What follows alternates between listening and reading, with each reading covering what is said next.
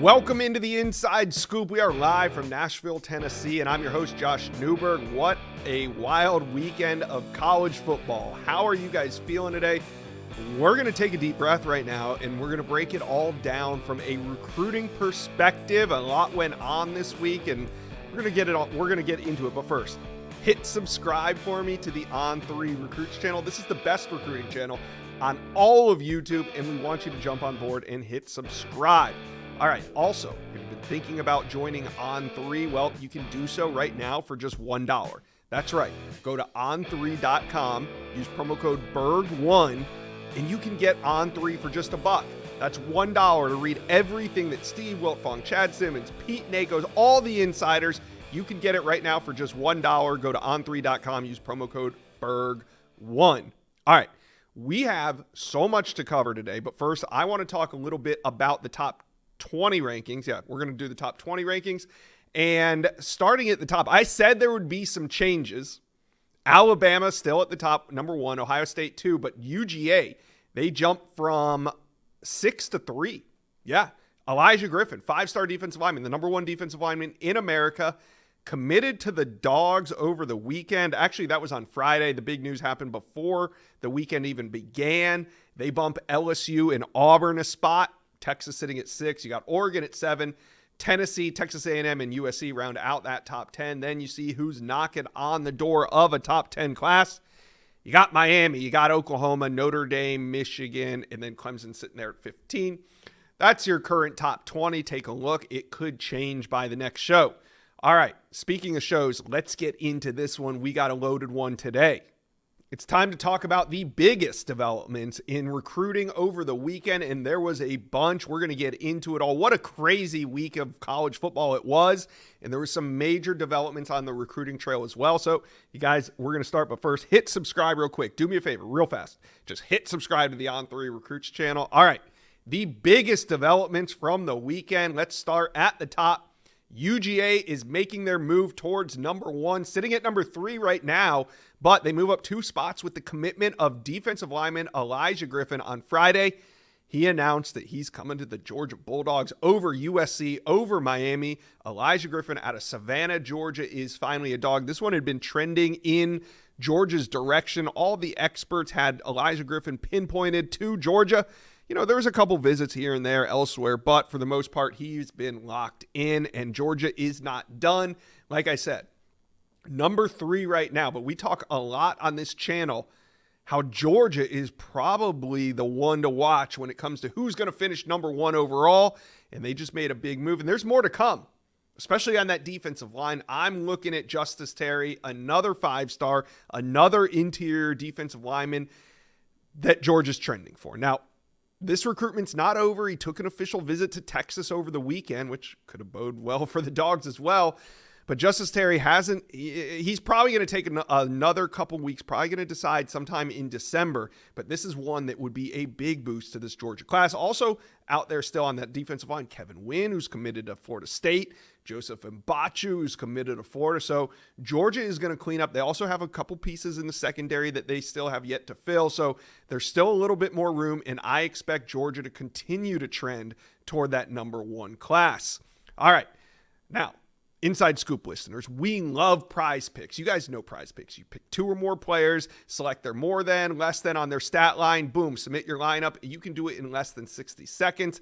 This weekend, look, you guys got to play this free square, the Ant-Man free square. All he's got to do is score 1 point or more and you hit. So essentially, it's a guarantee. Well, I played that Ant-Man free square this week. I coupled it with Ryan Williams, 68 yards reception. Boom, I hit on the more than as he went for about 73 yards. So PrizePicks, it's easy, it's fun, it's a great way to play daily fantasy while you watch your favorite college football team. Let me know who you guys got in your lineup this week. I got to look at my PrizePicks. I'm going to make some picks for the Wednesday show. I'm going to let you guys know who I'm picking. But tell me, comment section below, who are you picking? PrizePicks. It's the fun, easy way to make a little money during the football season. All you got to do, go to prizepicks.com/inside scoop. And use promo code Inside Scoop to receive a guaranteed $50 when you play 5. So all you got to do, play a lineup, put $5 in. Whether you win or lose, PrizePicks is going to put $50 into your account. Use promo code Inside Scoop. PrizePicks, daily fantasy sports made easy. All right, The next biggest development from the weekend, I'm going out west to USC, moving in two different directions, right? It seems like recruiting's going great. They landed a huge commitment on Friday that we're going to talk about. They're now a top 10 class in America when it comes to recruiting. But the season, not going so great. This loss to Maryland was a head scratcher. Didn't really see that one coming. So you got the season trending down. USC is almost, out of what they wanted to play for this season, while recruiting seems like it's hot. The Trojans landed a massive offensive lineman on Friday, Aaron Dunn. He goes 6'8", 290 pounds. Last weekend, they also flipped safety Stephen Miller. He was committed to Mississippi State. He flips to USC. So you can see recruiting, there's no problem on the recruiting trail. There's some issues on the field. So right now, really interesting. USC, they're moving in two different directions. We're going to talk more about it. All right, next biggest development I want to talk about today is a 5-star quarterback back on the market. That's right, Thursday night, 5-star Jared Curtis decommits from Georgia. He posted a note on Twitter saying that he is parting ways. He's reopening his recruitment. 6'4", 225 pounds from Nashville Christian here in Tennessee. Now, Georgia, Auburn, Oregon, Ohio State, USC. Those are kind of the contenders that are emerging early. But I think Georgia actually has a really good shot to get Jared Curtis back. Now, Jared Curtis in studio here. He sat down for a interview. We're going to run that on Monday on this channel. Be sure to watch the On3 Recruits channel on Monday for that Jared Curtis interview, that exclusive right here at the desk. We had 5-star quarterback. That was pretty cool. So Jared Curtis back on the market, but what he tells me is Georgia is very much in this. Now, I thought a lot of times we see a prospect decommit from a school but kind of leave them still in the mix. Well, Georgia's just not a hat on the table in this one. I fully believe that Jared Curtis is considering the dog still. So let's take a quick look at the top 10 quarterbacks in the 2026 class. And you can see here, we got Faison Brandon at number 1, but Jared Faison and Ryder Lyons, they're the only two uncommitted quarterbacks in this top 10. We'll see if the dominoes continue to fall or if Jared Curtis and Ryder Lyons kind of disrupt things by committing to a program that already has a quarterback, or will a program like in Alabama, you see they don't have a top quarterback here. They could be in the market. We just mentioned Georgia, but you got Auburn. You got a lot of teams that need a quarterback. So we'll see what happens here. All right. Moving on to the last major development from the weekend, and that's the Tennessee Volunteers making a statement. They beat Alabama in front of hundreds of recruits inside Neyland, and Neyland was rocking. One of the most electric atmospheres in college football, proved to be again. And of course, with Alabama coming to town, you knew there was going to be top recruits in town. Important official visits, and one of the most important was Isaiah Campbell. Fresh off that decommitment from Clemson, he's a top 50 player, borderline 5-star. Who knows, when the rankings are done, Isaiah Campbell could be a 5-star player, and he's at a position of major need. He's on the interior of that defensive line. We know Tennessee's trying to load up. So what a great weekend to have a prospect like that on campus, not to mention all the big-time 2026, 2027 players. I mean, we talked on this channel about George McIntyre being at Neyland 2 years ago, taking a photo in the locker room with Peyton Manning. You don't think that had a lot to do with his commitment to Tennessee about a year and a half later? So Tennessee, huge win, but also laying the groundwork for some big wins on the recruiting trail as well. And we're seeing Tennessee beat Bama consistently. That's a major statement, and it's going to go a long way. Those were my major developments from the weekend. Let me know, comment section below, what do you think were the biggest recruiting developments in college football over the weekend? Let me know, comment section below. We got to talk Tennessee recruiting. Alabama, Tennessee last night. Neyland was rocking as the Volunteers, they won 24-17. Nico Imaliava throws the game winner.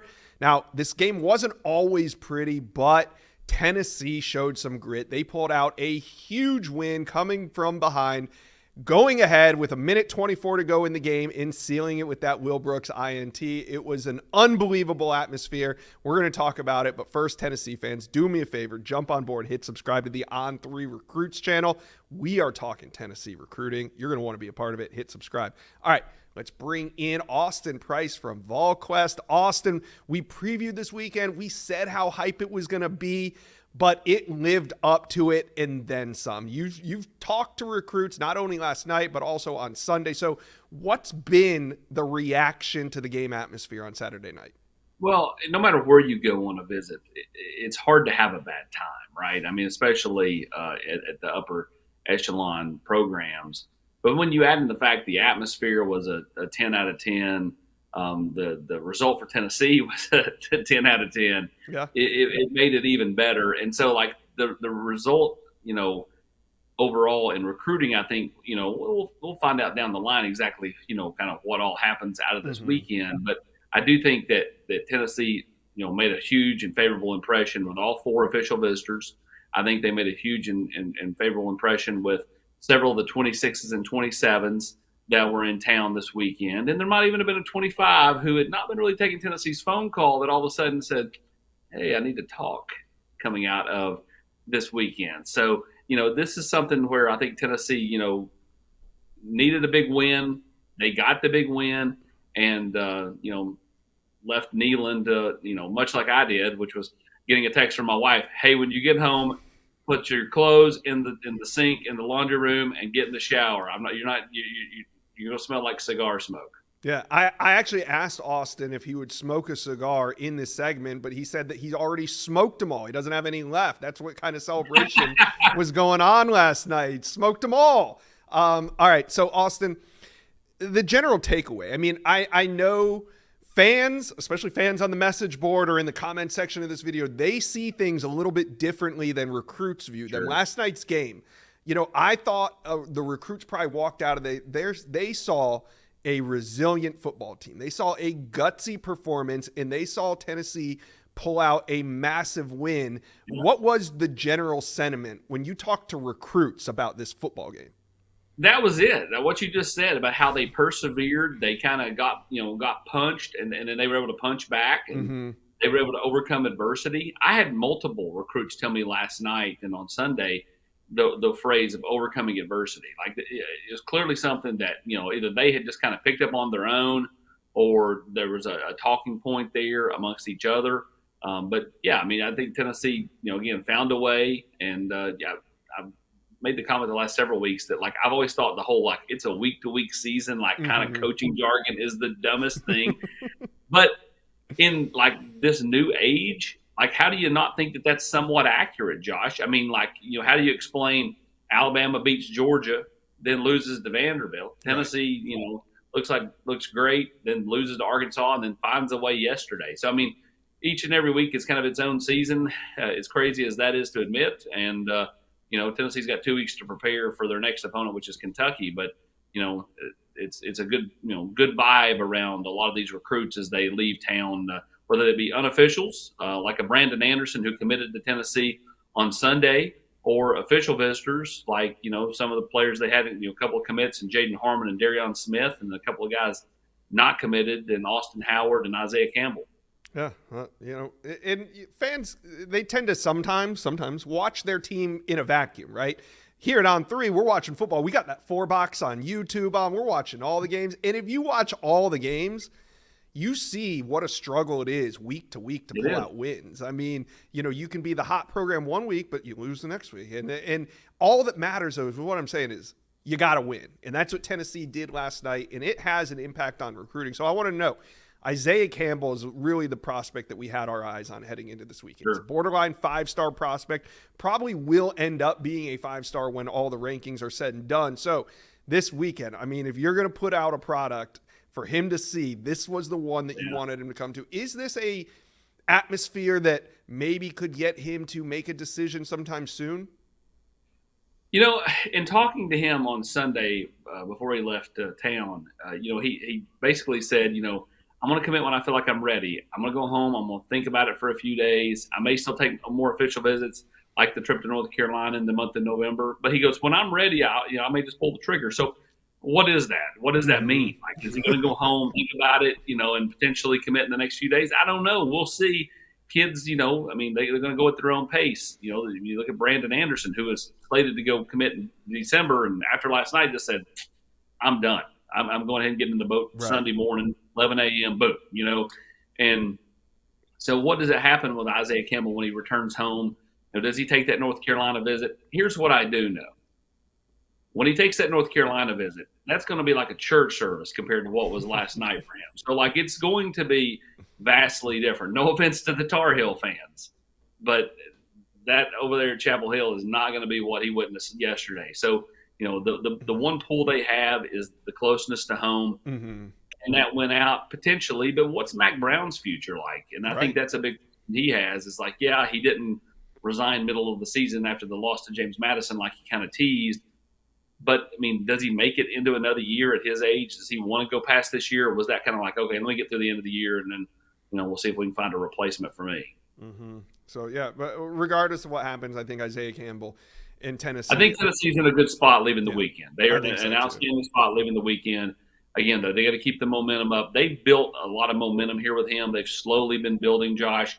It took him forever to get him to decommit. Like, he teased it a few times with him. Then Clemson would kind of close it down, and he would not come on a visit. Well, he finally decommitted. He finally takes the visit. It feels like Tennessee has the momentum here, as we head into the month of November. Yeah, sitting in a great spot. So, speaking of momentum, I mean, like you said, Tennessee goes into this bye week feeling great. They're going to go see some prospects on the road. You teased a recruit that gave Tennessee a call saying, hey, do you remember me?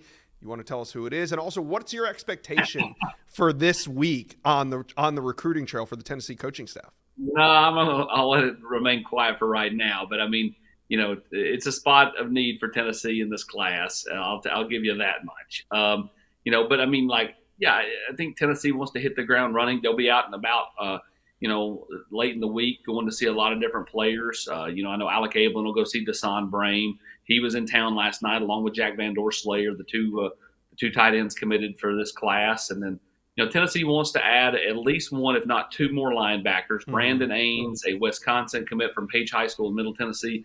That's one that Tennessee's targeted. Obviously, Austin Howard was here for his official visit this weekend.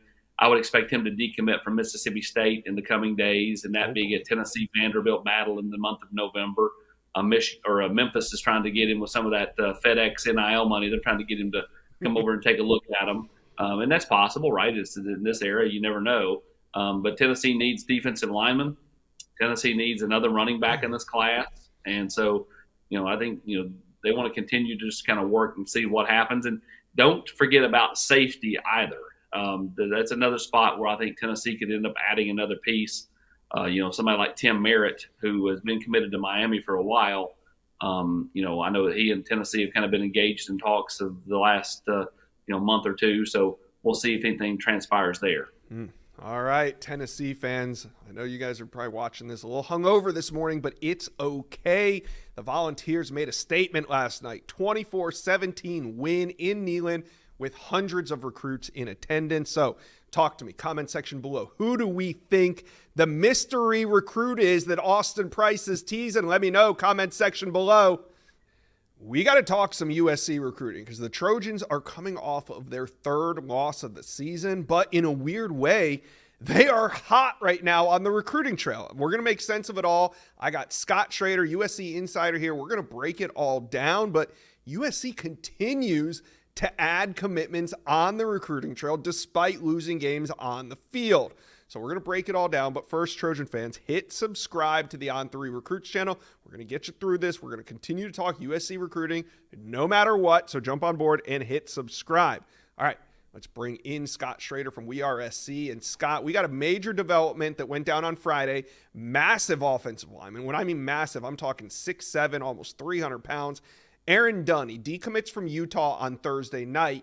He wastes no time. He commits to USC on Friday. Take us behind the scenes. How is USC able to get this done so quickly?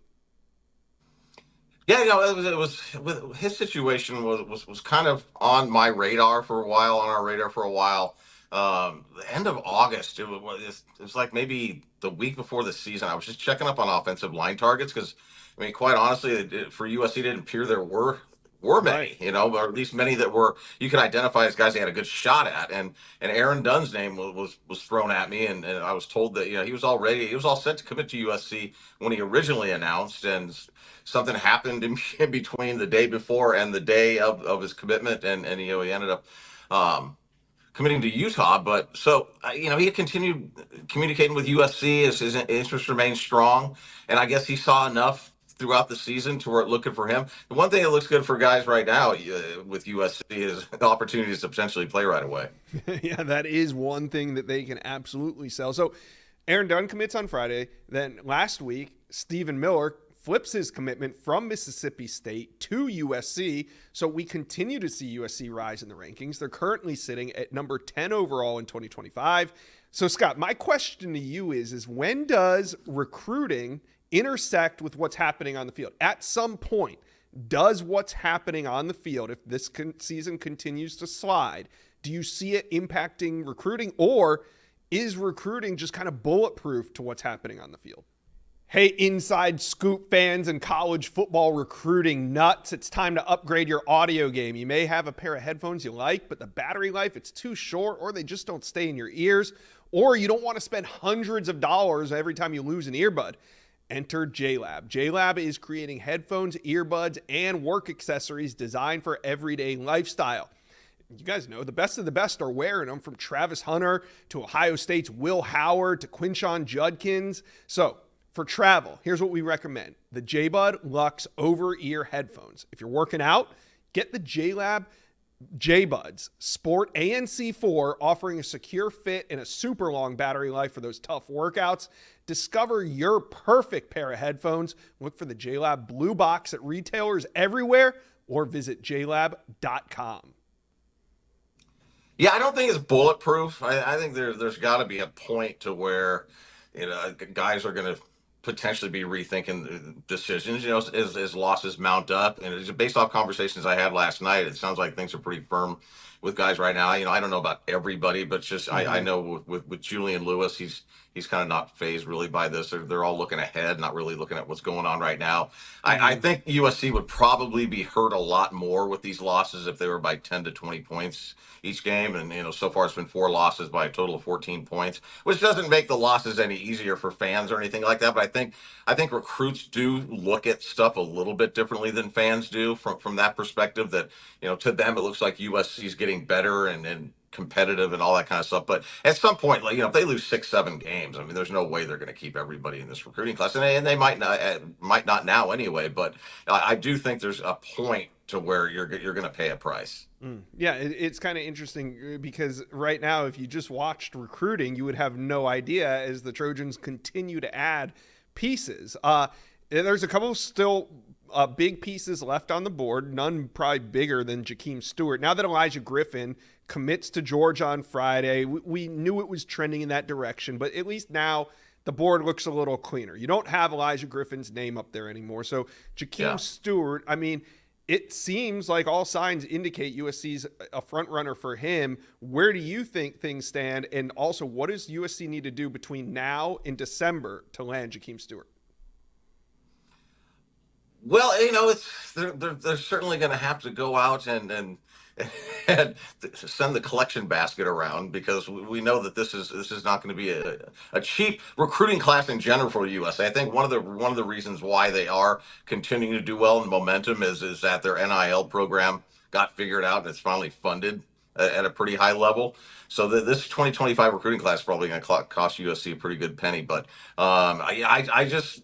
At some point you got to start winning. At some point you gotta get after the quarterback with your defensive linemen. USC's really struggled with sacks. They had 2 last night, and they were by a safety and a linebacker. So and I think his relationship is extremely strong with Eric Henderson and guys at USC.